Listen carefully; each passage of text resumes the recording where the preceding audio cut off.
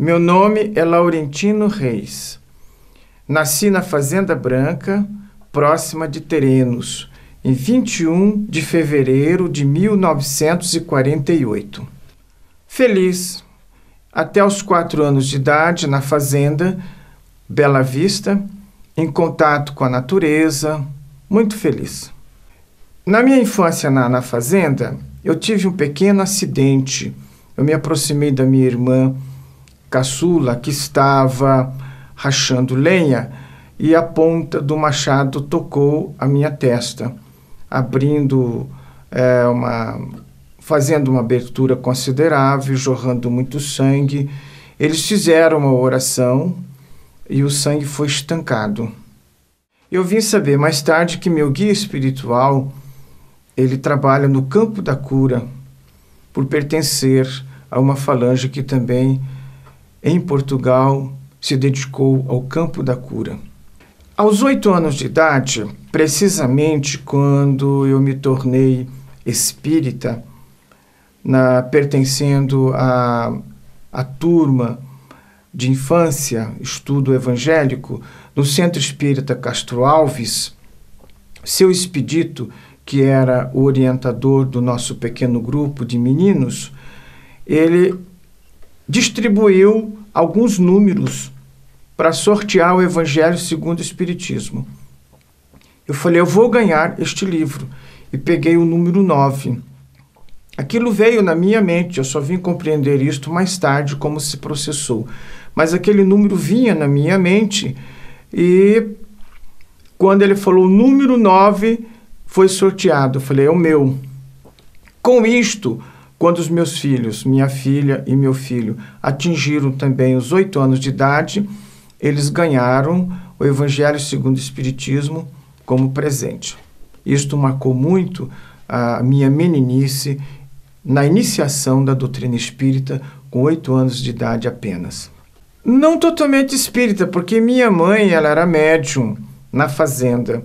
E quando o médico chegava lá na fazenda, na porteira da sede, os fenômenos mediúnicos cessavam. E mudando para Campo Grande, ela passou a frequentar o Centro Espírita Ismael e precisamente o Centro Espírita Castro Alves, que era próximo de casa. E eu me tornei espírita em virtude disto. Mais tarde, a minha família, toda ela se tornou evangélica. Uma irmã, a Igreja Adventista, outra irmã da Igreja Assembleia de Deus, e os meus irmãos não fizeram nenhuma opção. E os meus pais se tornaram adventistas. Então, a única, como diz o ditado, ovelha negra da família sou eu, até hoje, por ser espírita. A minha adolescência foi marcada por fatos interessantes.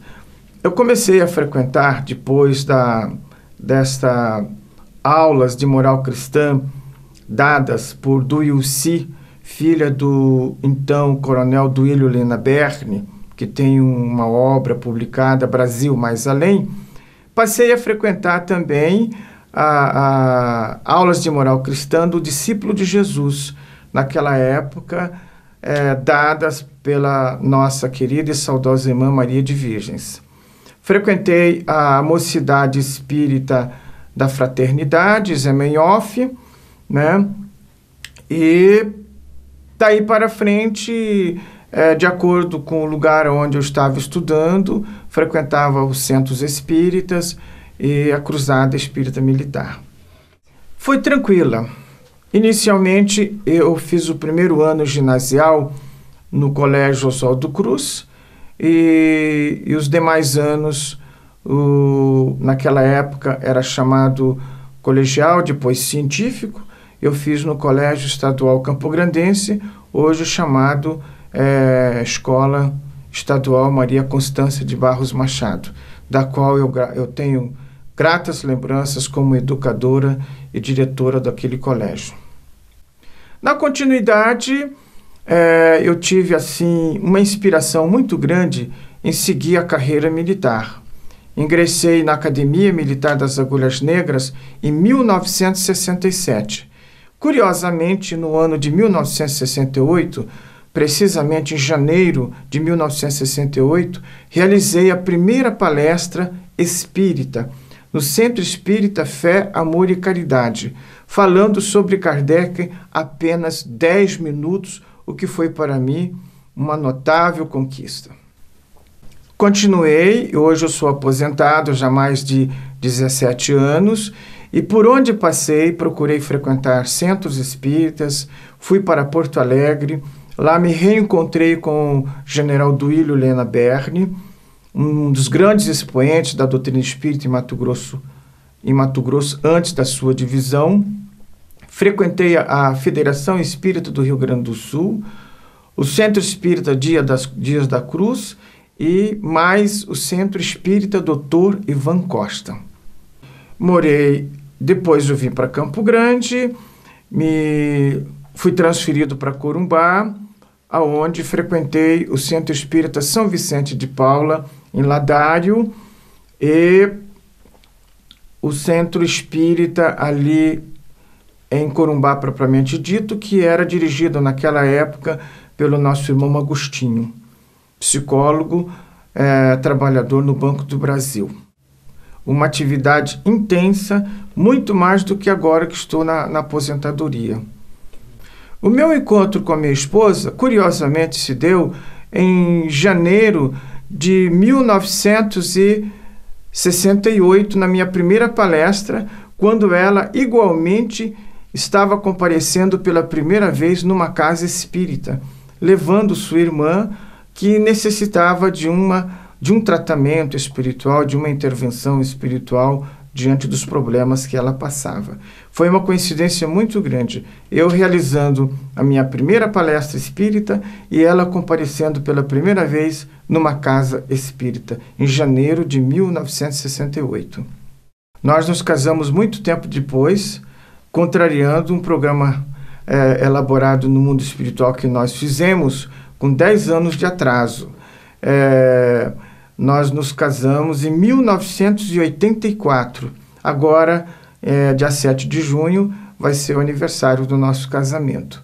E foi assim que se deu o nosso reencontro, visto que a minha esposa, Constância Toledo dos Santos, a gente já se conhece há muito tempo, já é pela segunda vez que estamos convivendo como marido e mulher, certo? É uma família constituída já ao longo do tempo.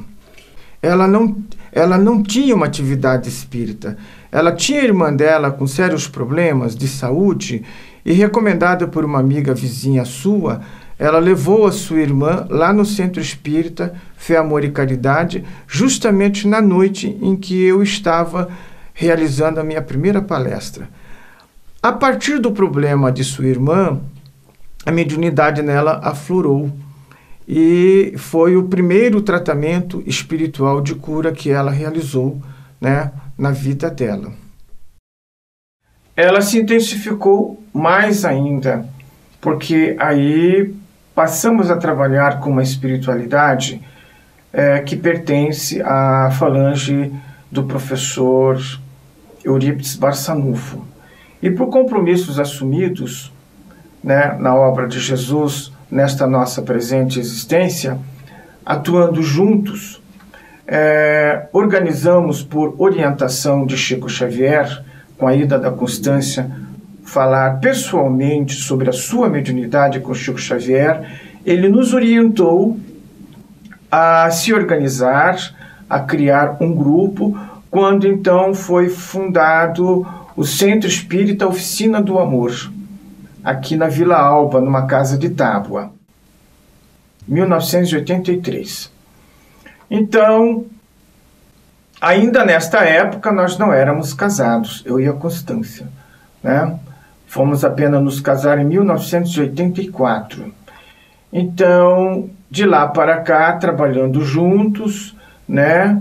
Formando, porque ocorria o seguinte, a espiritualidade amiga, especialmente o médico, mentor da Constância, Dr. Afonso, nos atendia nas casas da Dona Núbia e na casa do Senhor José. E o Chico orientou que formássemos uma casa própria. Os nossos parentes, os nossos amigos eram atendidos nestas oportunidades.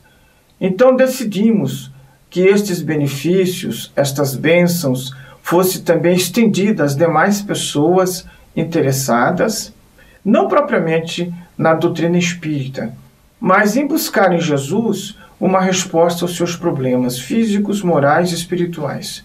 A partir daí nós começamos a trabalhar em grupo. Aqui na Vila Alba perdurou por uns 3, 4 anos aproximadamente, quando nos transferimos para o Centro Espírita Pedro de Alcântara e na aquisição de 2 terrenos cedidos pelo nosso irmão Dalves, de sua propriedade, ali foi construído o Centro Espírita Oficina do Amor, que ainda funciona até hoje lá na Vila Santo Amaro, propriamente dito na Vila Almeida.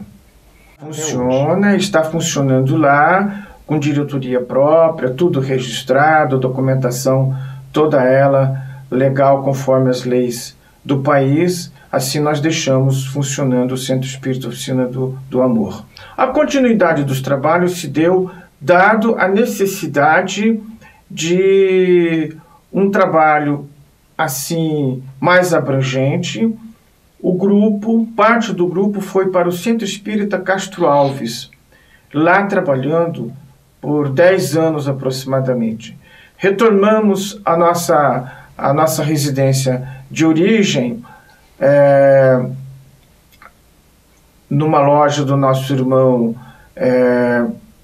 José, e depois mudamos para uma sede própria na Rua Ipiranga, número 2, que é uma residência, um imóvel da nossa irmã Constância, e lá estamos já há mais de 10 anos.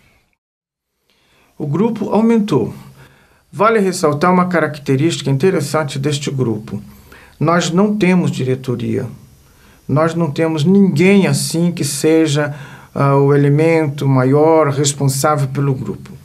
O grupo foi orientado de tal forma, foi se organizando de tal forma, que ele agora está em condições de se autoconduzir, sem imposição, sem exigência, sem cobranças, cada qual exercitando as suas funções, seus encargos em 2 ou mais funções, para que haja rodízio, né? E inicialmente nós começamos a atender 30 pessoas. Segundas-feiras, o estudo da doutrina espírita, começando às 19h30 até às 20h30, com um passe, né, no final da reunião. Às quartas-feiras, atendimento público, começando às 18h45, com entrevista, distribuição de ficha para fluidoterapia. Às 19h30 começa a palestra, encerrando às 20h, e a partir das 20h, o passe e a distribuição da água fluidificada. As pessoas destinadas para um tratamento mais especializado, mais reforçado no campo do passe, vem a fluidoterapia. Às sextas-feiras é a continuidade do atendimento espiritual de quarta-feira, tratamento espiritual à distância, começando às 19h30 e encerrando às 20h30. As pessoas atendidas na fluidoterapia deixam seus nomes num caderno, endereço, tudo direitinho, e as equipes socorristas formadas vão visitar estas pessoas. No atendimento, não só a pessoa que frequentou na quarta-feira, mas toda a família. Hoje nós estamos fazendo aproximadamente na fluidoterapia 55, 60 pessoas. E o passe geral, 120 pessoas. A casa é pequena, simples, modesta, e é este o nosso trabalho. Existe uma peculiaridade interessante. Os médiuns passistas são de outros centros espíritas. Nós temos aproximadamente de 12 a 14 médiuns de vários centros espíritas, né? Discípulo de Jesus, Ismael, Pedro de Alcântara e outros treinados dentro da própria casa. Os palestrantes, nós temos aproximadamente 18 palestrantes inscritos. A família Sanches eu a conheço desde mocinho. 1963, 64, quando eu pertencia à Mocidade Espírita da Fraternidade Zemenhof. Seu João Sanches, ele era um dos responsáveis pelo estudo ali na Mocidade Espírita Campograndense, e vale ressaltar que foi o primeiro espírita em Mato Grosso, antes da divisão de Mato Grosso, a estudar sobre a materialização, né, numa sociedade espírita aqui em Mato Grosso. Foi ele o primeiro a realizar uma palestra a este respeito. Ali eu conheci o Carlos Sanches e a sua família. Eu e o Carlos Sanches estudamos no colégio estadual, né? Temos quase a mesma idade. Com um detalhe interessante, viemos a saber mais tarde, já numa idade mais avançada, nós fomos sacerdotes juntos numa existência já bem remota. Este conhecimento se deu pela frequência natural à biblioteca, à venda de livros da arte técnica, né? Eu gosto de ler, né? Tínhamos uma biblioteca com 1.500 livros aproximadamente, doamos parte desta biblioteca ao Centro Espírita Jesus de Nazaré, e outra parte funciona lá no grupo da prece Eurípides Barçanufo. Então, na compra de livros, assistimos à criação do Espaço Xavier e participamos desde a sua inauguração até hoje das suas atividades. Frequento o Espaço Chico Xavier todos os sábados. Ir lá, para mim, faz parte do meu pão espiritual. Assistir às atividades, ver as obras recém-lançadas, principalmente as psicografadas por Antônio Carlos Bacelli, ditadas pelo espírito Irmão José e Dr. Inácio Ferreira. Um fato interessante foi a visita da genitora do espírito Luiz Sérgio. Ela e o irmão de Luiz Sérgio estiveram presentes no Espaço Chico Xavier, falando do trabalho de Luiz Sérgio, né, quando ele era ainda encarnado entre nós, depois de desencarnado. Este fato marcou muito uma das atividades lá no Espaço Chico Xavier. Este tipo de atividade, sem erro, sem receio de cometer uma heresia, eu creio que ela é inédita. Ou seja, ela congrega todos os corais, todas as atividades artísticas da comunidade católica, evangélica, islâmica, japonesa, árabe, espírita, não espírita. Quer dizer, o nome Chico Xavier, agora para nós, tem sido uma referência da congregação de todas as criaturas que se utilizam da arte para o entrosamento social, né, familiar maior do que era antes. O grupo em si não, mas é representado pelos nossos queridos tecladista Walter e cantora Sueli. Os dois têm representado o nosso grupo em suas atividades lá no Espaço Chico Xavier. Perfeitamente. Nosso trabalho de quarta-feira, que é um trabalho dirigido ao público, ele é acompanhado por música, e especialmente pelo Walter, pela Sueli, né, pelo Aristeu e Juliana, pelo Zezinho do Forró, que frequentam a nossa casa. A musicoterapia é adotada com toda a força, com todo o poder nos nossos trabalhos espirituais. Isto ocorre periodicamente. Após um tratamento, os espíritos vêm e cantam através da médium, em várias línguas, em espanhol, em aramaico, línguas mortas, né, em italiano, e grandes personalidades da nossa música brasileira também se apresentam, entre elas Clara Nunes, né, aquela cantora gaúcha famosa, que agora não me ocorre o nome, Elis Regina, e outros do samba, né? É uma atividade importante, esta comunicação dos artistas, dos cantores espirituais em nossa casa de oração. nossos filhos têm um envolvimento com a doutrina espírita muito mais do que possamos dizer. A nossa filha, ela é nossa filha pela terceira vez, pela Constância, eu e a Constância a segunda vez e através da Constância a terceira vez. E o meu filho, os dois pertenciam e pertencem, obviamente, à equipe do Dr. Afonso antes de reencarnar. A minha filha foi a primeira entidade a se manifestar através da Constância na cura de sua irmã Regina. Ela está, normalmente a moça não gosta que se diga a idade, né? Ela está com 24 anos de idade.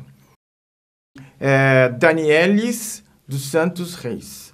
Né? Danielis veio de Daniel, que significa Deus é meu juízo. O nome dela foi dado pela espiritualidade, não fomos nós que escolhemos.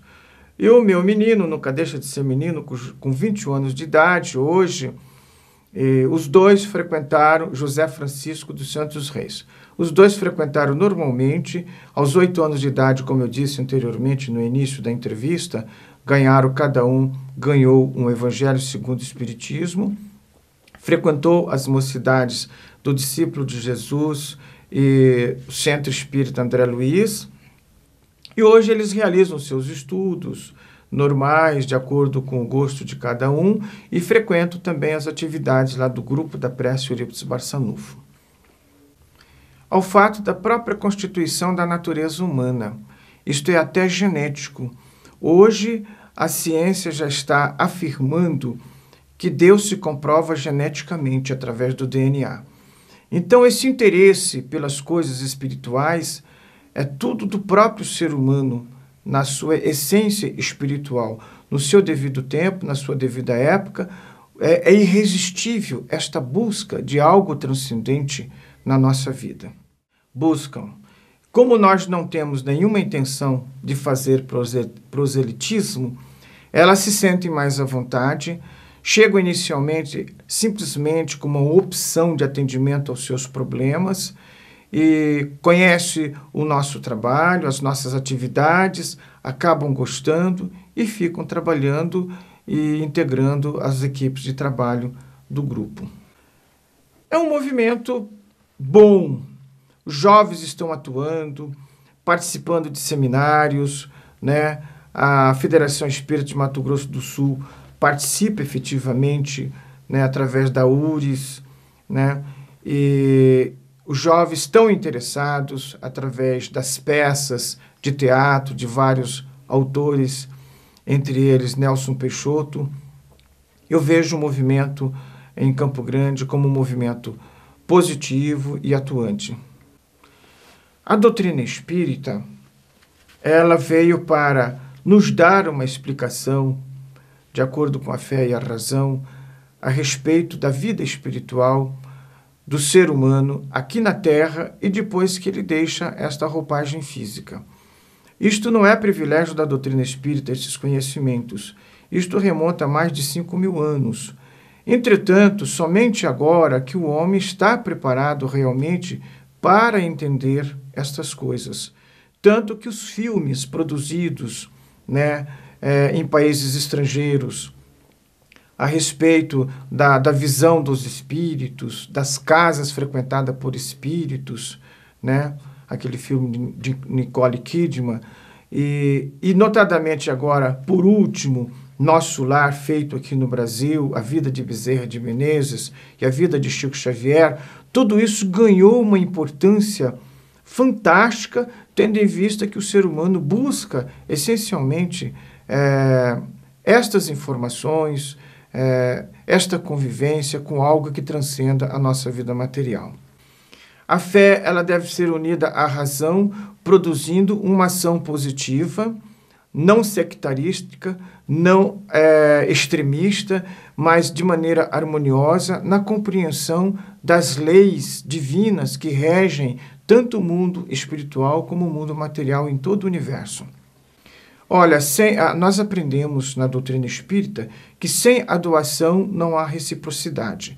Tanto que a lei maior, amar a Deus sobre todas as coisas, ao próximo, porque no próximo nós vamos encontrar Deus, e a si mesmo, porque Deus habita em nós, certo? Caracteriza esta ação de engrandecimento, de prosperidade moral e espiritual em todo ser humano, seja como encarnado ou desencarnado.